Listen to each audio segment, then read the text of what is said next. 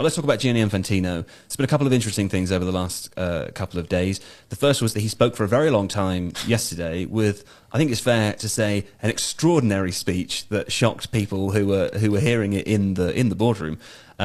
What did you make of that, John?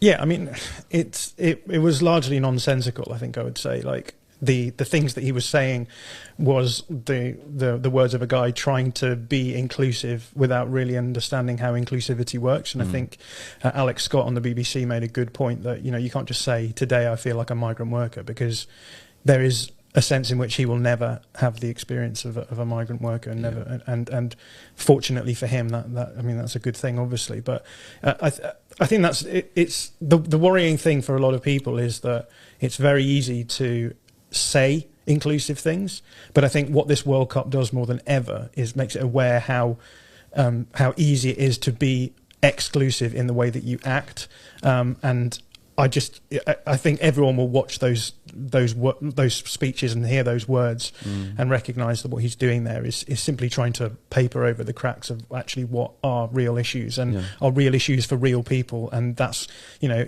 people aren't stupid. People will recognise what's going on there. And so I think he's really damaged his own image, and I think the image of FIFA to the extent that hasn't already been damaged. I found it pretty galling to hear that I mean, I think like when he says today I feel gay, I think you could listen to that and you think, well, that's a misstep. You know, that's the kind of odd way of putting it. When he says that today I feel like a migrant worker, as you said, Alex Scott made the point, you're not. I mean, it's very true, you're not. And also, it just, I don't know, I watched that and I felt like offended on behalf of people, like, because we spent a lot of time. The whole room would like applaud him for it. That's exactly right. I think he thinks that people understand this. Today I feel like, today I feel gay. Today I feel disabled. Like it's this historical. And people are going to go, oh my God, he understands. He gets it. He thinks he's going to win like a Nobel Prize or something. Whereas the reality is, in one of the videos I watched of it, you can hear presumably a journalist whispering in the background, "Did he say disabled?" Yeah. You know, because it's just it's extraordinary.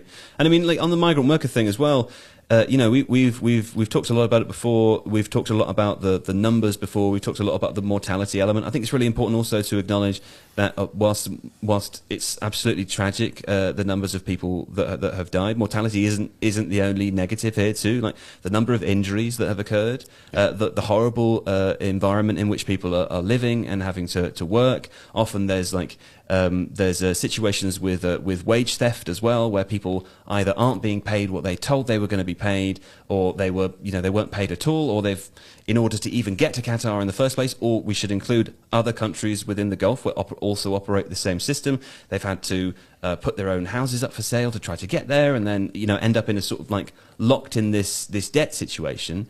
Like the idea that then the president of FIFA, who, you know, on the eve of the tournament goes on to make this speech where he calls himself a migrant worker. I mean, it's galling, isn't it? It's deeply offensive. It was, it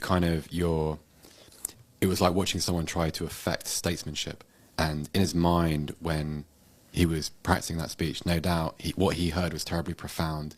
And actually, it became a sort of, it was so empty, and it was such a, it was kind of pathetic, actually. And I think also, like, what do you expect in that situation? If you're somebody who's been affected by this World Cup in a negative way, by the staging of it, you would hope for some kind of empathy. You would hope for some sort of recognition for, I don't know, sacrifices, hardship, all the things that have been suffered. Instead, you got somebody using your experiences as an attempt to create his own iconic moment. It was a speech given by someone who expects one day to be the central character in a book and expects himself to be quoted verbatim. And this sort of, it was absolutely extraordinary. I remember I was watching it and I was in the WhatsApp group with you guys. And I know sometimes we can be a little bit hyperbolic with things that happen in football, for instance. And great goal, great save and stuff. But what I was watching was actually extraordinary. It's the most real wow in the chat. It took my breath away. It was absolutely extraordinary to see. I would also say that level of self-involvement. You have what was apparently a press conference scheduled for 40 minutes and a speech lasting for an hour, 5,000 words. That is, if you think about it in its purest sense, that is extraordinary to do that, to think this is what this moment calls for. this is the tone of this moment, and this is what it's appropriate to now go and say. It was, I'll stay with deeply offensive, and also the way it ended was a little bit sacrilegious, I think, in many ways, in terms of the kind of the sort of the imagery that he called upon. I'm still in shock, and this is what I meant when I said earlier, every day something new's coming up which you have to adjust to and which you have to get your mind around, and some of these things are bizarre, really. Yeah. If you liked today's video, please consider subscribing to the channel. And if you did like it, you might be interested in How to Watch Football, Tifo's illustrated book. It's 52 rules for understanding the beautiful game on and off the pitch, and it is the perfect holiday gift. How to Watch Football is out now in stores and online. See the link in the description to find out more, and thank you for watching today's video.